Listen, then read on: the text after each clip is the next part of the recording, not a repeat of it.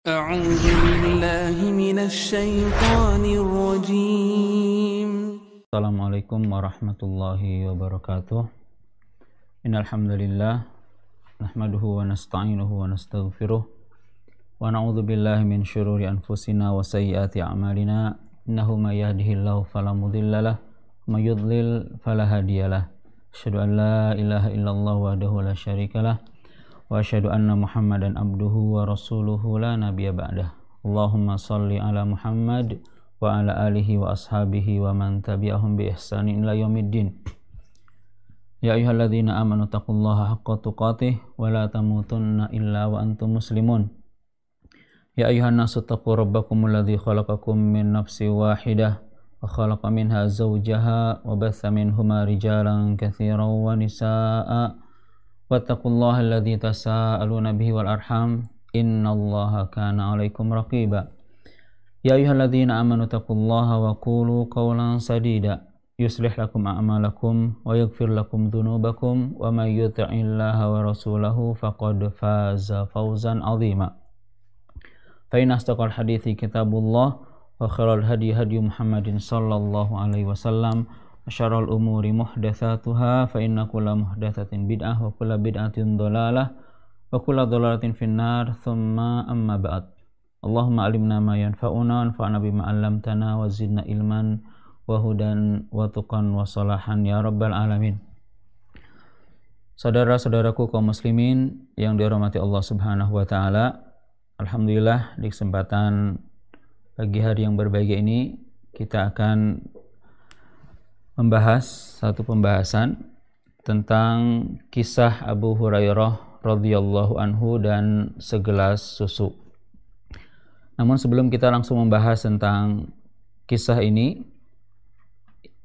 akan saya sampaikan sedikit tentang biografi singkat dari Abu Hurairah radhiyallahu anhu. Kemudian saya akan bacakan nas atau teks hadisnya. Kemudian berikutnya adalah kita akan jelaskan secara singkat, terjemahkan dan penjelasan singkat, dan yang terakhir baru kita akan sampaikan pelajaran-pelajaran penting, faidah-faidah dan mutiara hikmah yang bisa kita ambil dari kisah Abu Hurairah dan segelas susu ini. Saudaraku yang dirahmati Allah Subhanahu wa taala, Abu Hurairah radhiyallahu anhu, beliau adalah seorang sahabat yang mulia, seorang sahabat yang menghafal banyak sekali hadis-hadis Nabi sallallahu alaihi wasallam, bahkan beliau termasuk sahabat yang paling banyak meriwayatkan hadis-hadis Nabi sallallahu alaihi wasallam. Beliau lebih dikenal dengan nama kunyahnya Abu Hurairah. Nama aslinya mungkin jarang atau sedikit sekali yang mengetahui siapa nama sebenarnya. Nama asli beliau adalah Abdurrahman bin Sakhr ad-Dawsi. Ini menurut pendapat yang paling masyhur di kalangan para ulama. Sebenarnya para ulama berselisih pendapat dengan pendapat yang banyak sekali tentang nama beliau. Sebagian mengatakan ulama berbeda pendapat sampai 30 pendapat tentang siapa nama aslinya, ya. Namun pendapat yang terpilih adalah, atau yang dipilih oleh kebanyakan ulama adalah bahwasannya nama beliau adalah Abdurrahman bin Sakhr ad-Dawsi. Jadi Abu Hurairah adalah nama kunyahnya. Beliau berasal dari kabilah Daus ibn Adnan ibn Abdullah ibn Zahran dari Yaman asalnya. Beliau masuk Islam pada tahun terjadinya perang Khaybar, itu tahun ke-7 Hijriah. Beliau hijrah dari Yaman ke Madinah.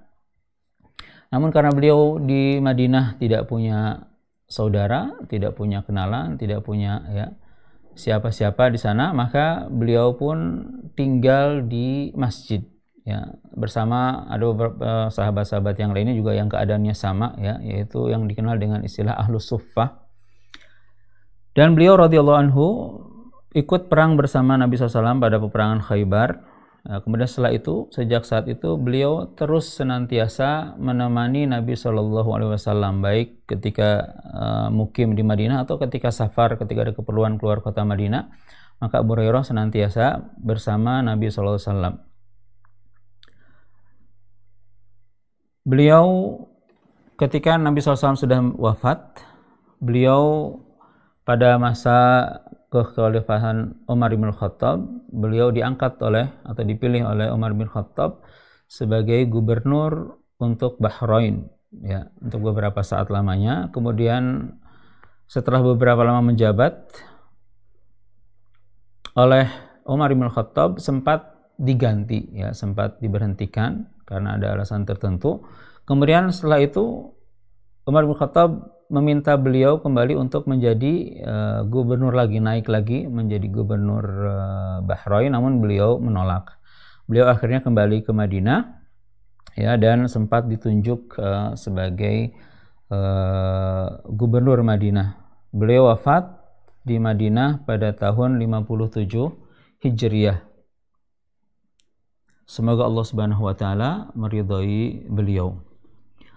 Saudaraku yang dirahmati Allah Subhanahu wa taala, demikian tadi biografi singkat dari sahabat yang mulia Abu Hurairah, ya, tokoh dari kisah yang akan kita sampaikan ini. Berikutnya saya akan bacakan teks hadisnya, ya, dari Sahih Bukhari. Ini kisah ini termaktub dalam kitab Sahih Bukhari dalam Kitabur Riqaq, bab kaifa kana aisyun Nabi sallallahu alaihi wasallam wa ashabihi wa takhallihim minad dunya. Hadis nomor 6452. Imam Bukhari setelah menyebutkan sanadnya, ya, beliau menyampaikan anna Aba Hurairah kana yaqulu Allahi alladzi la ilaha illahu in kuntu la'atamidu bikabidi 'alal ard minal ju' wa in kuntu la'ashuddul hajara 'ala batni minal ju' wa laqad qa'adtu yawman 'ala tariqihim alladhi yakhrujuna min famarra Abu Bakrin fasa'altuhu an ayatin min kitabillah ma sa'altuhu illa liyushbi'ani famarra wa lam yaf'al thumma marra bi Umar fasa'altuhu an ayatin min kitabillah ma sa'altuhu illa liyushbi'ani famarra falam yaf'al thumma marra bi Abul Qasim sallallahu alaihi wasallam fatabassama hina ra'ani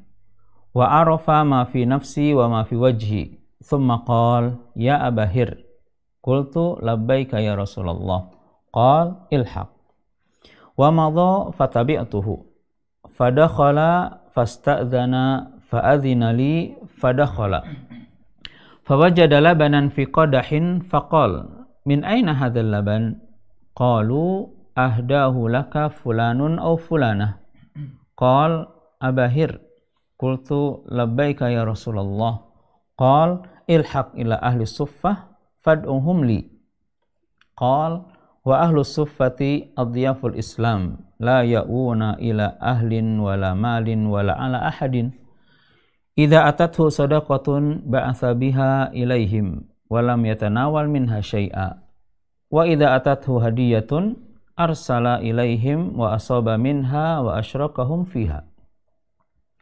fasa'ani dzalik faqultu wa ma hadzal labanu fi ahli suffah kuntu ahaqqu an usiba min hadzal laban syarbatan ataqawwa biha fa idza jaa amarani fakuntu ana u'tihim wa ma asa an yablughani min hadzal laban wa lam yakun min ta'atillahi wa ta'ati rasulih sallallahu alaihi wasallam buddun fa ataituhum fada'utuhum fa aqbalu fasta'dhanu fa adhina lahum wa akhadhu majalisahum minal bait qal ya Abahir qultu labbaika ya Rasulullah khudh fa'atihim qal fa akhadtul qadah faja'altu u'tihi ar-rajula fayashrabu hatta yarwa thumma yaruddu alayya al-qadah fa'utihi ar-rajula fayashrabu hatta yarwa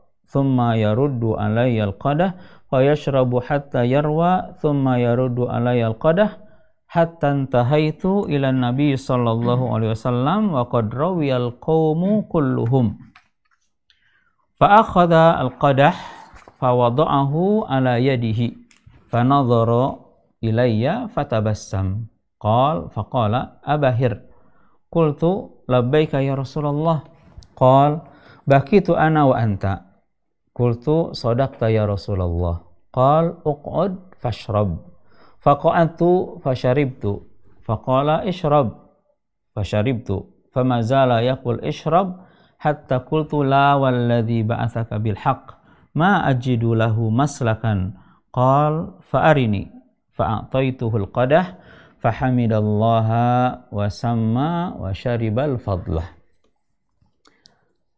Saudaraku yang Allah Subhanahu wa taala, itu tadi nas atau teks hadisnya secara lengkap ya yang tertulis dalam kitab Sahih Bukhari. Hadis ini juga diriwayatkan oleh Imam Tirmidzi, Imam Ahmad ya dan yang lainnya dalam kitab-kitab karangan mereka, kitab-kitab hadis dalam Sunan Tirmidzi dan dalam Musnad Ahmad dan juga imam yang lainnya. Saudaraku yang Allah Subhanahu wa taala, saya akan berikutnya kita akan menerjemahkan dan sedikit menjelaskan ya apa kisah dari apa yang baru saja kita dengarkan ya. Dalam hadis ini Abu Hurairah berkata, Allahilladzi la ilaha illahu. Demi Allah dia bersumpah ya, menunjukkan bahwasannya ini bukan cerita bohong ya. Beliau bersumpah bahwasannya kejadian yang akan saya ceritakan ini benar-benar terjadi. Maka beliau bersumpah demi Allah yang tidak ada sesembahan yang berhak untuk diibadahi kecuali Dia. In kuntu la'atamidu bikabidi alal ardi minal ju'.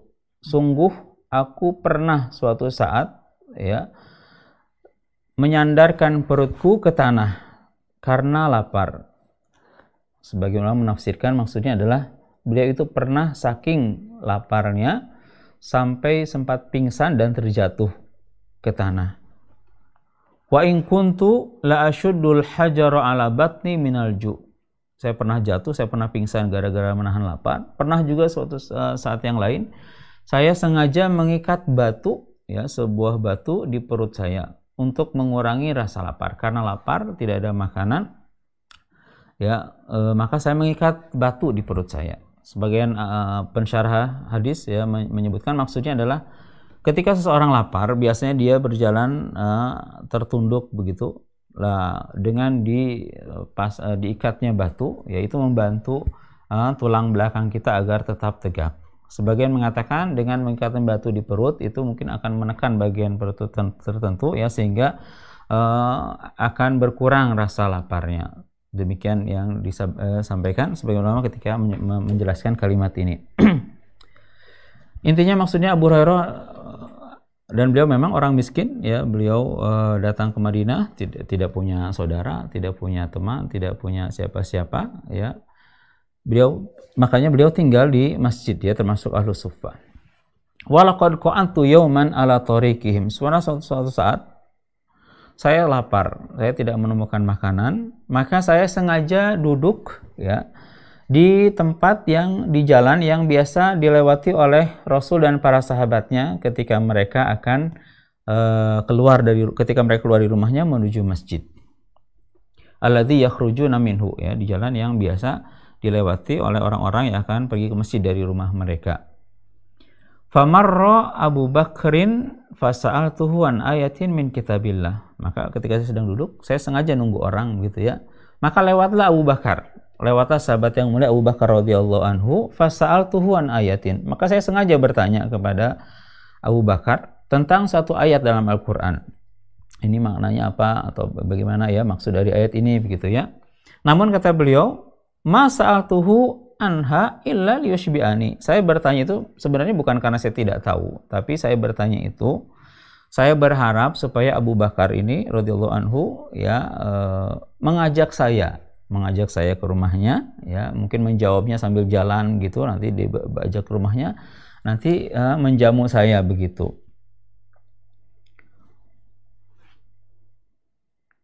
Ya, inginnya begitu.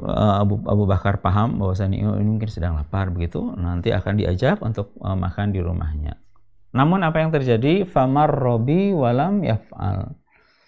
Dijawab oleh Abu Bakar, tapi ya, pertanyaan dijawab, kemudian Abu Bakar ya lewat saja begitu ya, ternyata tidak mengajak Abu Hurairah untuk ke rumahnya.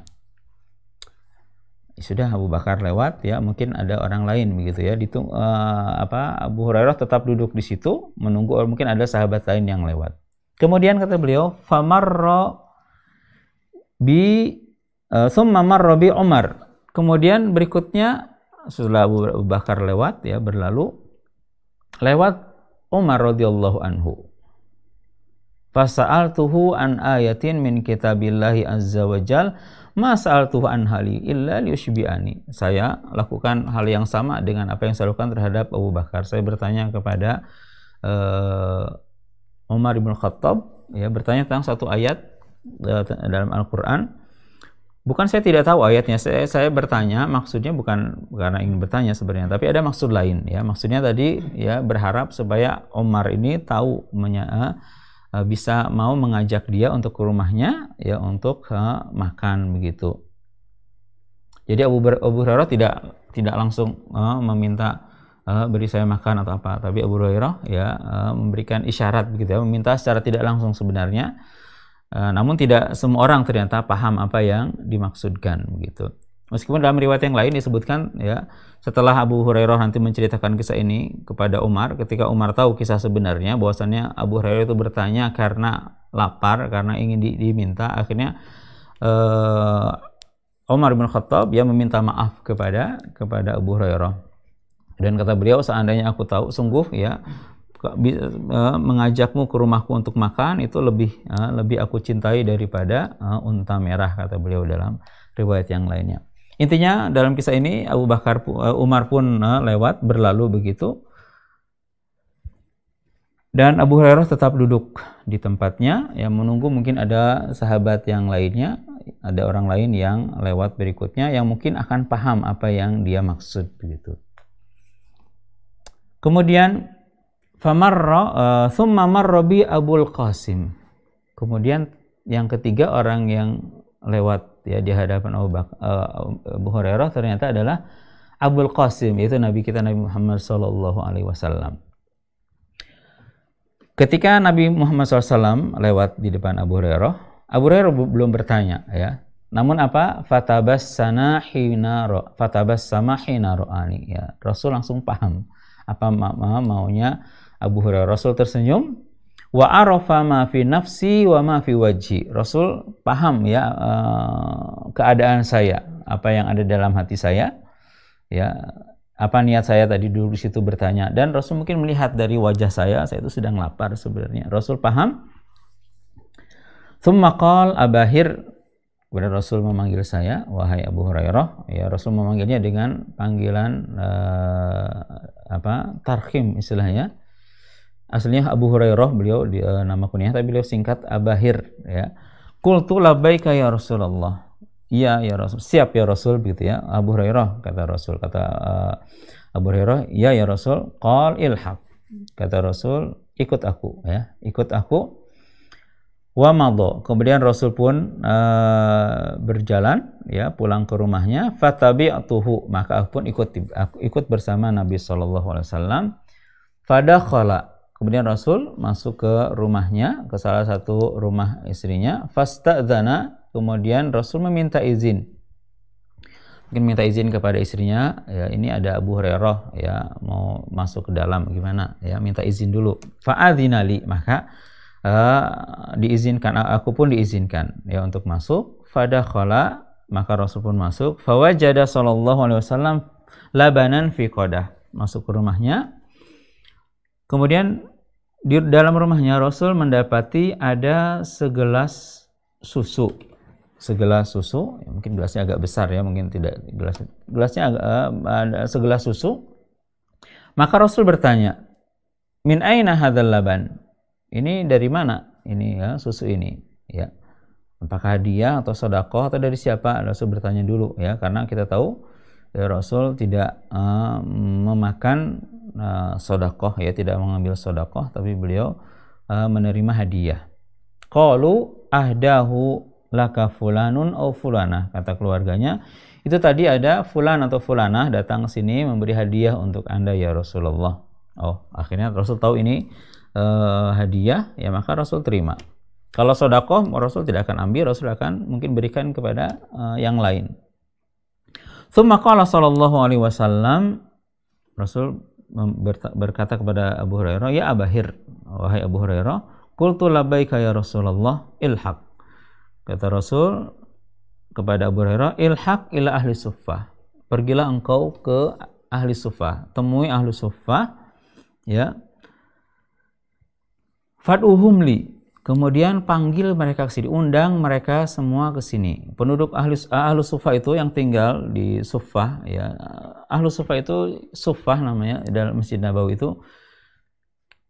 Ceritanya ya disebutkan dulu ketika Nabi pertama hijrah ke Madinah, kan Rasul membangun masjid, ya, masjidnya. Dulu awal-awal hijrah, kiblat salat kaum muslimin itu awalnya adalah menghadap ke Baitul Maqdis, ya, menghadap ke Baitul Maqdis, Masjidil Aqsa. Adapun Ka'bah Baitullah di belakang, ya, karena Madinah itu letaknya di tengah antara Baitul Maqdis dan Mekah begitu. Karena dulu awalnya diperintahkan untuk menghadap ke Baitul Maqdis, maka Rasul pun ya sholat menghadap ke Baitul Maqdis. Meskipun sebenarnya Rasul berharap, ya, ingin sekali untuk sholat itu menghadap ke Ka'bah, ke Baitullah, ke Mekah.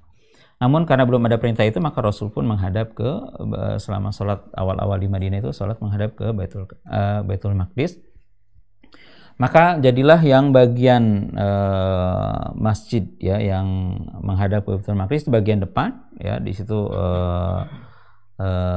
beliau sholat dan para sahabatnya jadi bagian depan masjid. Namun kemudian setelah beberapa bulan, ya, kemudian turun ayat yang memerintahkan untuk merubah arah kiblat dari ke Masjidil Aqsa ke Masjidil Haram. Maka ya berputar mungkin hampir kurang lebih 180 derajat begitu, ya, berputar begitu.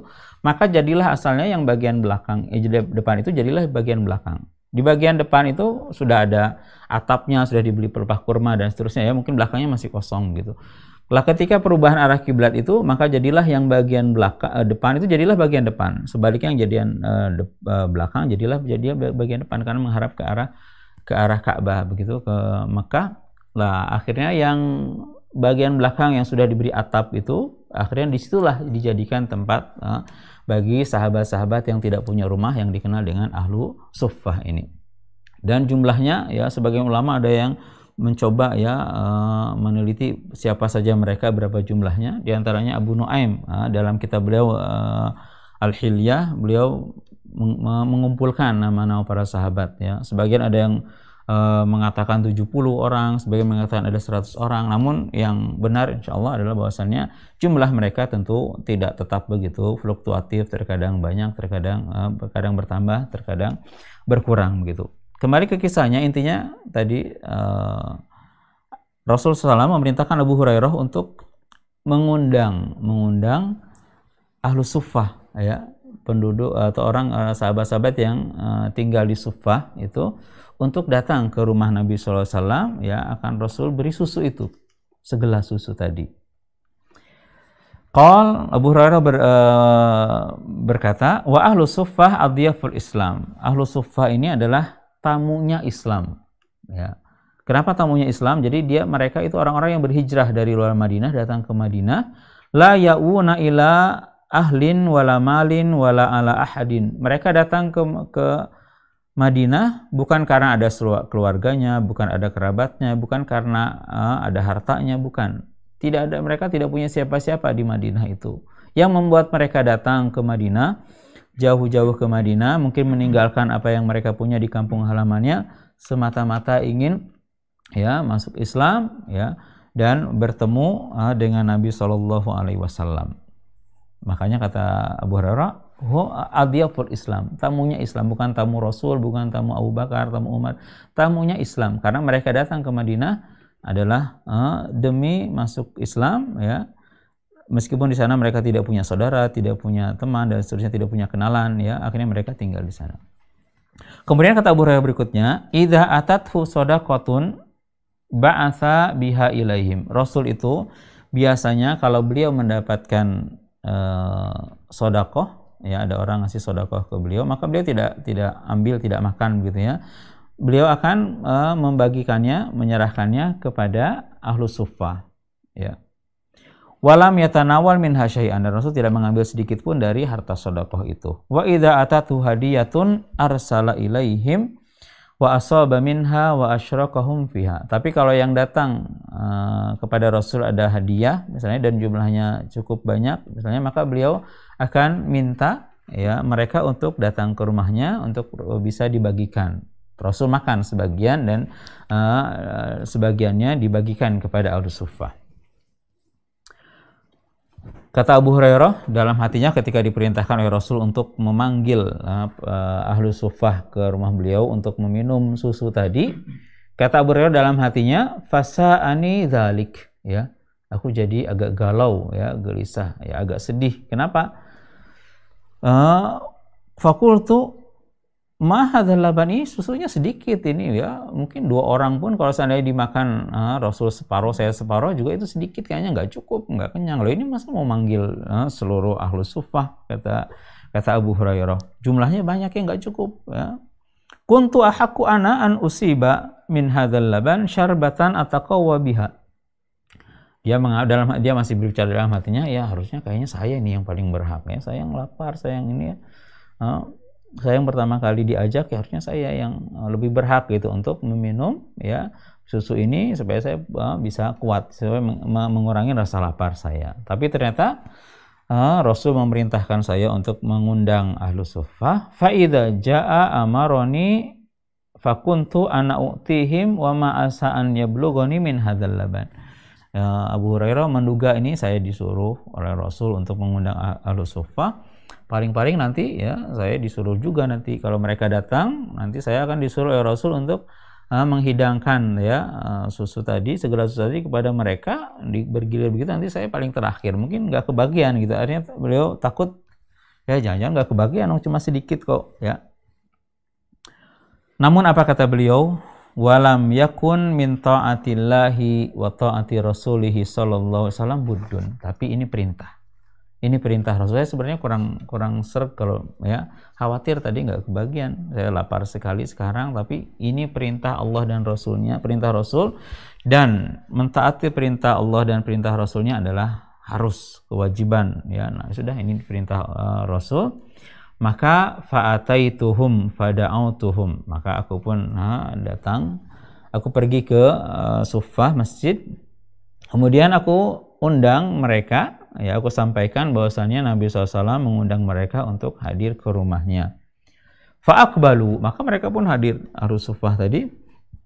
Fasta'dzanu, mereka minta izin untuk diizinkan masuk. Fa'adzina lahum, maka mereka pun diizinkan untuk masuk ke dalam rumah Nabi SAW. Wa akhadhu majalisahum minal bait, mereka pun duduk di dalam rumah Nabi SAW. Faqala sallallahu alaihi wasallam, kemudian mereka sudah hadir, sudah duduk di kediaman Nabi SAW, maka Rasul bersabda, ya Abahir, wahai Abu Hurairah. Qultu labbaika ya Rasulullah, ya wahai Rasul, ada apa? Qala khud, ambil ini segelas susu ini, fa'atihim, ambil gelas ini, ambil susu ini, ya, segelas ini, berikan kepada mereka. Fa'atihim. Fa'akhadtul qadaha faja'altu u'tihi ar-rajula fayashrabu hatta yarwa. Maka aku ambil, ya, segelas susu tadi dari Nabi SAW. Kemudian aku mulai mendatangi satu persatu, ya, aku mempersilahkan satu persatu dulu untuk minum. Aku berikan kepada mereka gelas berisi susu tadi. Mereka minum sampai puas, ya, sampai kenyang. Kemudian setelah itu saya ambil. Tsumma yaruddu alayal qadah. Kemudian setelah selesai dia minum, ya, dia akan mengembalikan gelas itu kepada saya ambil. Kemudian saya beralih ke orang yang kedua. Saya akan berikan begitu. Saya berikan kepada dia gelas itu, dia minum sampai kenyang. Kemudian setelah itu dia akan kembalikan. Begitu seterusnya. Hatta antahaitu ila Nabi sallallahu alaihi wasallam. Sampai akhirnya semuanya sudah kebagian. Semua kebagian meminum susu dari gelas itu, sampai akhirnya tinggal berdua yang belum minum, tinggal Rasul dan saya sendiri. Wa qad rawiyal qaumu kulluhum.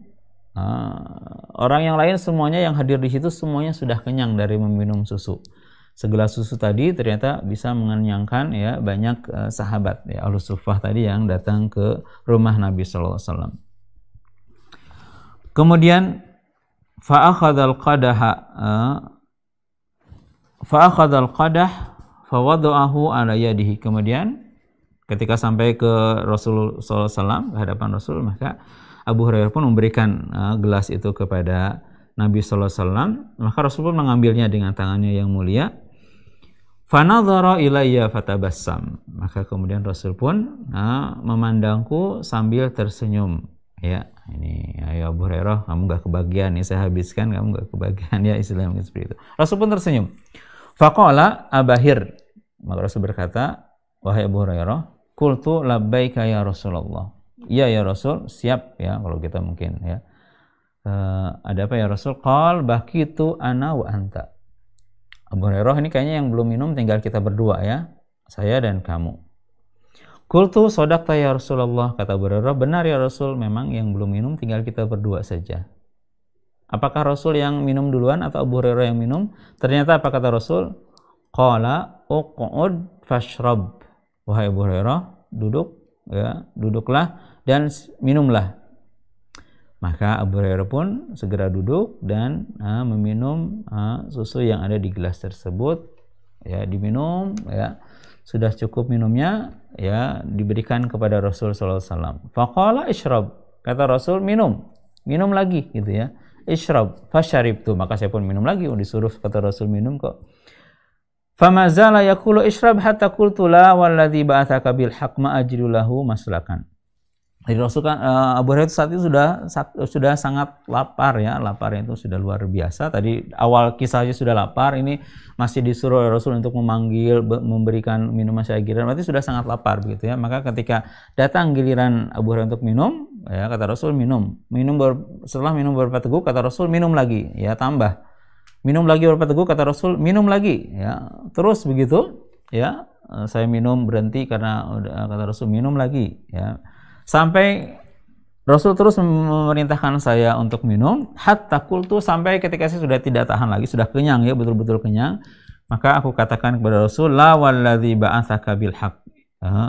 Demi Allah yang mengutusmu dengan kebenaran, ma ajidu lahu maslakan. Sudah cukup ya Rasul, sudah cukup ini, perut saya sudah penuh ini ya, kayaknya sudah tidak ada lagi bagian dari perut ini ya yang bisa dimasuk ke air, semuanya sudah penuh. Qal, setelah itu sudah Abu Hurairah sudah betul-betul puas ya, sudah betul-betul kenyang dari meminum susu itu. Qal fa'arini, ya kata Rasul, sini gelasnya kemari, ya, berikan kepadaku. Fa'ataitu al-qadah, maka aku pun berikan gelas tersebut kepada Nabi sallallahu alaihi wasallam. Kemudian apa yang dilakukan oleh Nabi sallallahu alaihi wasallam? Fahamidallah, maka Rasul pun memuji Allah Subhanahu wa taala atas barokah yang diberikan kepadanya ya.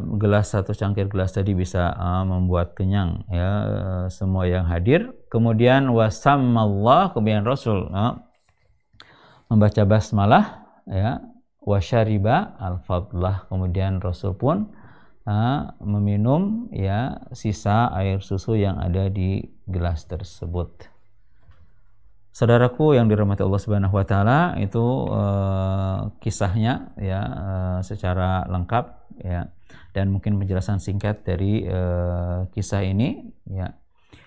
Kisah yang baru kita baca ini tentu banyak sekali faidah-faidah ya, pelajaran-pelajaran yang bisa kita ambil dari kisah ini.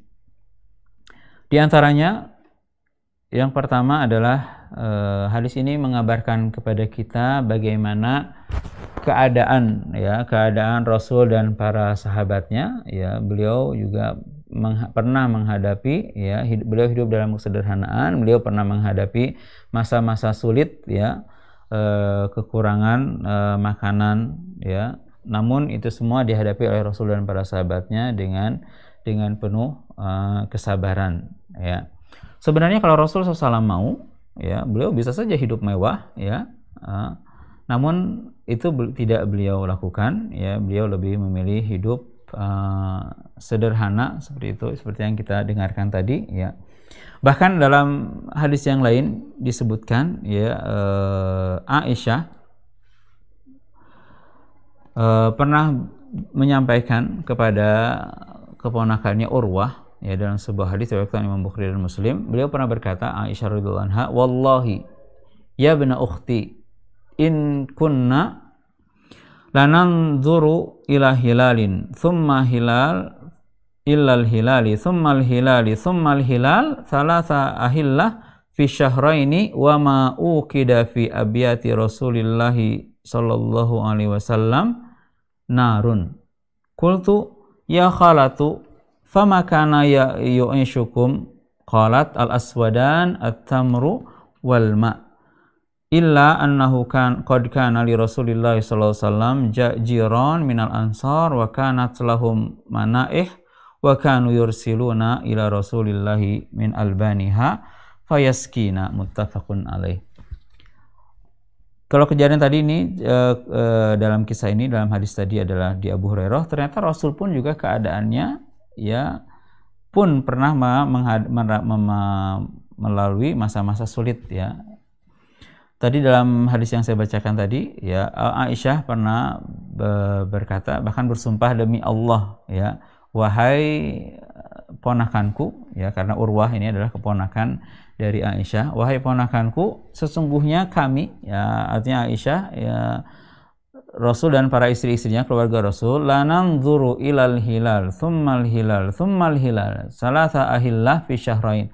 Sungguh pernah kami melalui masa-masa sulit, pernah 2 bulan berturut-turut ya melihat 3 hilal ya, hilal awal bulan pertama, kemudian hilal awal bulan kedua, dan hilal awal bulan yang ketiga. Tapi 2 bulan ya, maksudnya kami pernah melihat 3 hilal dalam 2 bulan. Wa ma uqida fi abiyati Rasulillah sallallahu alaihi wasallam narun. Dan selama itu pula, selama 2 bulan berturut-turut itu, di rumah Nabi SAW dan istri-istrinya ya tidak dinyalakan api sekalipun. Artinya tidak ada yang dimasak ya, tidak masak tidak ada kambing dan seterusnya, tidak masak apa-apa, tidak api tidak nyala. Maka Urwah bertanya kepada Aisyah, ya khala, wahai bibiku, terus kalau tidak masak apa yang dimakan ya? Qalat al-aswadan, kata Aisyah, selama itu ya kami, Rasul dan istri-istrinya, para keluarganya, hanya memakan kurma dan air ya. Lihat bagaimana kesederhanaan hidup Nabi SAW ya. Kalau kita insya Allah sesulit apapun keadaan kita, insya Allah kita masih bisa ya makan dengan makanan yang cukup lah ya untuk kita. Namun Rasul ternyata pernah ya melewati ya 2 bulan berturut-turut tidak masak apa-apa, beliau hanya memakan bisa bertahan ya dengan kurma dan minum air. Namun kata Aisyah, namun terkadang ada tetangga kami dari orang-orang Ansor yang punya ya beternak kambing, mereka terkadang menghadiahkan kepada kami susu ya, sehingga kami bisa meminumnya. Intinya maksudnya adalah Rasul dan para sahabatnya pernah melalui masa-masa sulit ya, di mana mereka tidak mendapatkan ya, atau mereka merasakan lapar ya dalam beberapa waktu lamanya. Maka sungguh nikmat diberikan makanan, kecukupan makanan adalah nikmat yang sangat besar yang wajib untuk kita syukuri ya. Saya yakin kita semua insya Allah punya makanan ya. Kalaupun tidak ada punya makanan, kita punya uang di dompet kita untuk membeli makanan apa yang kita mau ya, insya Allah kita bisa beli. Maka ini adalah nikmat yang sangat besar yang wajib untuk kita syukuri. Ya Allah, ingatkan kita tentang nikmat nikmat makanan ini ya. Dalam surat Quraisy Allah berfirman, "Falyabudu rabb hadzal bait alladzi at'amahum min ju' wa amanahum min khauf." Maka beribadahlah, sembahlah Rabb, pemilik Ka'bah ini, yaitu Allah Subhanahu wa taala, yang telah memberikan kepada kalian makanan ya, dan telah memberikan kepada kalian rasa aman. Maka nikmat makanan dan nikmat keamanan. Ini adalah nikmat yang sangat besar yang wajib untuk kita syukuri. Kemudian pelajaran berikutnya yang bisa kita ambil, saudara sekalian yang dirahmati Allah Subhanahu wa taala, adalah bagaimana ya Rasul dan para sahabatnya itu ya sifat tolong menolong di antara mereka, sifat ithar ya, sifat lebih mendahulukan ya orang lain daripada dirinya sendiri, meskipun dia sendiri sebenarnya butuh ya. Jadi Rasul kalau mau kan Rasul akan minum duluan begitu ya, menghabiskan gitu. Tapi ya, Rasul tidak demikian. Rasul mendahulukan ya sahabat-sahabatnya, orang-orang Ahlus Suffah tadi untuk bisa meminum terlebih dahulu ya dari susu yang beliau miliki. Rasul justru malah minum belakangan ya. Rasul justru memakan sisa dari apa yang tersisa dari segelas susu yang dihadiahkan kepada beliau ya. Ini menjadi contoh ya apa yang difirmankan Allah Subhanahu wa taala ketika menjelaskan tentang sifat sahabat ya, orang-orang yang terdahulu salafus saleh, wa yu'thiruna ala anfusihim walau kana bihim khassasah. Mereka ya lebih mengutamakan ya, mendahulukan ya orang lain daripada diri mereka sendiri, meskipun sebenarnya pada asalnya mereka sedang membutuhkan, tapi mereka melihat ada orang yang lebih membutuhkan, maka mereka memberikan apa yang mereka miliki untuk orang lain ya. Itu ini sifat yang mulia yang diajarkan dan dicontohkan langsung oleh Nabi Shallallahu Alaihi Wasallam, sifat ithar dan saling tolong menolong ya, tidak egois, tidak yang penting ya saya yang kita sendiri yang senang ya, kita tidak mempedulikan orang-orang yang di sekitar kita keadaannya. Tentu itu bukan akhlak Islam. Kemudian yang berikutnya di antara faedah juga yang bisa kita ambil dari kisah ini adalah bagaimana Allah Subhanahu wa taala memberikan barokah ya kepada Nabi SAW ya. Ini juga menjadi mukjizat bagi Nabi kita Nabi Muhammad SAW ya. Allah Subhanahu wa taala memberkahi makanan dan minuman ya dengan barokah Nabi SAW, sehingga bisa banyak mungkin makanan yang minuman yang mungkin harusnya cukup untuk 1-2 orang saja ya, tapi ternyata ya bisa cukup untuk banyak orang ya. Kemudian berikutnya juga di antara faedah yang bisa kita ambil dari hadis ini adalah bahwasannya di antara petunjuk Nabi Shallallahu Alaihi Wasallam adalah minum saat duduk ya, basmalah, membaca basmalah. Tadi di akhir hadis disebutkan beliau memuji Allah atas nikmat itu, kemudian beliau membaca basmalah, dan beliau juga memerintahkan kan Abu Hurairah untuk duduk sebelum minum. Kata Rasul, uqud washrab ya, duduk dan minumlah. Kemudian Rasul kata Abu Hurairah, sebelum minum beliau membaca basmalah. Maka di antara adab atau di antara petunjuk Nabi SAW adalah duduk ketika minum ya. Dan ini adalah pendapat jumhur ulama ya tentang dianjurkannya minum dalam keadaan duduk. Meskipun ada sebagian ulama yang berpendapat bahwasannya hukumnya wajib gitu ya. Dan berarti kalau wajib hukum minum sambil duduk, berarti orang yang minum sambil berdiri hukumnya adalah haram. Itu pendapat sebagian kecil dari ulama, namun jumhur ulama ya, mayoritas ulama berpendapat dianjurkannya minum sambil duduk ya, dan tidak minum sambil berdiri, kecuali kalau ada keperluan ya yang mungkin tidak memungkinkan untuk duduk, maka saat itu diperbolehkan minum sambil berdiri. Misalnya ketika kasusnya Rasul pernah minum sambil berdiri ketika minum air Zam-Zam, mungkin saat itu banyak orang ya, tidak mungkin untuk duduk, maka dalam keadaan ketika ada keperluan, ada hajat dan tidak memungkinkan untuk duduk, maka diperbolehkan untuk minum sambil berdiri. Tapi pada asalnya ya yang dianjurkan adalah minum dalam keadaan duduk, dan juga tadi ya membaca basmalah sebelum minum. Kemudian berikutnya di antara faedah yang juga bisa kita ambil dari hadis yang mulia ini atau kisah ini adalah bahwasannya tuan rumah ya, hendaklah tuan rumah itu ya menghidangkan hidangan kepada tamu-tamunya, dan hendaklah dia memakan yang terakhir, dia yang terakhir kali makan begitu ya, atau kalau ada minuman maka dia yang terakhir minum. Jadi dia mengutamakan dulu tamu-tamunya dengan hidangan ya. Tentu ini kesempurnaan ya, kesempurnaan akhlak saja di antara adab menjamu tamu ya. Hendaklah tuan rumah itu ya orang yang terakhir kali makan atau minum ya. Kemudian berikutnya tentang kenyang ini ya. Boleh nggak kenyang ini? Tadi dalam hadisnya kok Abu Hurairah ya minum sampai sudah nyerah, nggak bisa minum lagi, artinya sampai kenyang ya. Padahal bukankah ada dalam hadis yang lain katanya ya, kalau makan minum itu ya jangan sampai kenyang begitu, hendaklah maksimal itu sepertiga untuk makanan, sepertiga untuk minuman, sepertiga untuk nafas begitu dalam hadis yang lain.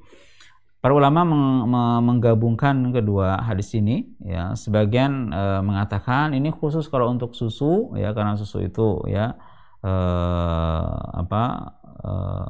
minuman ya yang khusus begitu, katanya boleh kalau susu ya kita minum sampai kenyang, katanya diperbolehkan. Sebagian memilih pendapat ini, sebagian yang lain mengatakan boleh kenyang dari makan atau minum itu ya sesekali, tidak setiap hari. Ini kan kasusnya Abu Hurairah saat itu sedang sangat lapar ya, maka dia diizinkan oleh Rasulullah SAW untuk minum ya sampai kenyang sekali, sampai betul-betul kenyang, sampai kata Abu Hurairah kan la ajidu lahu masrakan, sudah nggak ada celah lagi nih untuk yang mau diisi susu karena saking penuhnya begitu.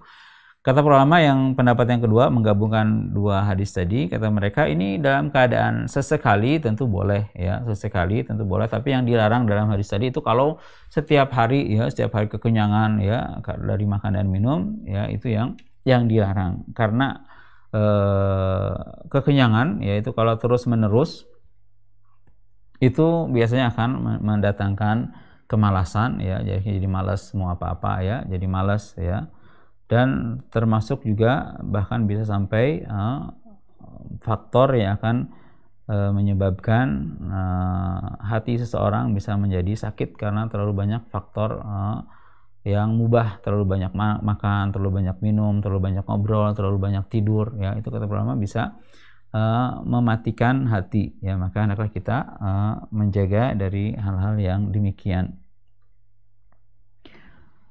Kemudian di antara faedah berikutnya, saudara-saudara sekalian yang dirahmati Allah Subhanahu wa taala, kita bisa melihat bagaimana tawadhu'nya ya, tawadhu'nya Nabi Shallallahu alaihi wasallam ya. Beliau tadi di antara contohnya beliau beliau yang minum yang paling akhir tadi ya, beliau meminum sisa dari para sahabatnya, orang-orang ahlu suffah ya. Beliau tidak merasa gengsi atau apa ya, beliau meminum dari sisa susu ya, yang sebelumnya telah diminum oleh para sahabat-sahabatnya. Kemudian yang berikutnya ada faedah juga bahwasannya ketika kita meminta ya, kalau bisa jangan meminta secara langsung gitu ya.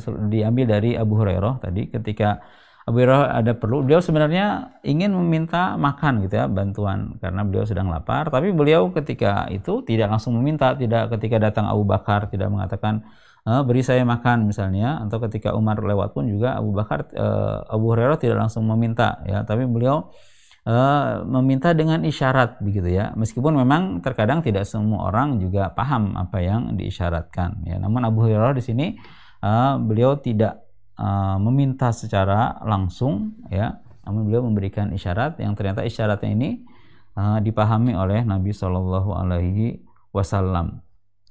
Juga di antara faidah berikutnya dari hadis ini bahwasannya diperbolehkan kita bertanya ya untuk tujuan tertentu ya. Apa hukumnya nanti ya tergantung tujuan tadi. Tadi misalnya Abu Hurairah bertanya tentang Al-Quran kepada Abu Bakar, kepada Umar, sebenarnya bukan karena beliau tidak tahu ya, tapi beliau tadi ada niatnya itu ya, maksudnya mungkin Abu Hurairah berharap Abu Bakar dan Umar ini paham bahwasannya Abu Hurairah sedang dalam keadaan lapar ya, supaya diajak makan ke rumahnya. Maka diperbolehkan meminta dengan apa namanya tadi, tidak secara langsung ya, dan juga diperbolehkan bertanya meskipun tujuannya bukan langsung bertanya ya, tidak, tapi ada tujuan tertentu ya. Tapi kalau ada tujuannya, kalau tadi Abu Hurairah, maka itu diperbolehkan. Tapi ada lagi tujuan orang bertanya, tapi bertanya misalnya yang tujuannya tidak baik, maka itu ya menjadi tidak baik. Ya, orang bertanya misalnya karena ingin mengetes ya, karena ingin mengadu domba, karena ingin ya, misalnya kan ada orang-orang bertanya seperti itu. Bertanya kepada sang ustadz, ini hukumnya apa? Dia tahu misalnya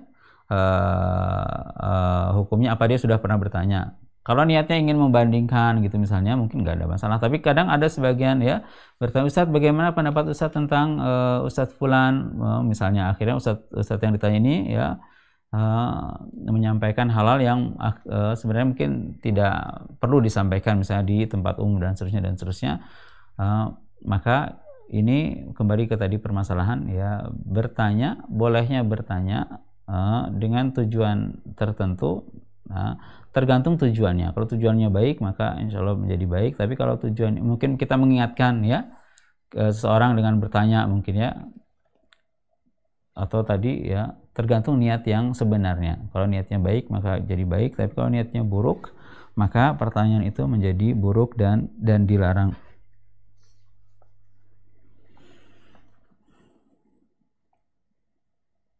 Juga kemudian diantara faedah yang lainnya adalah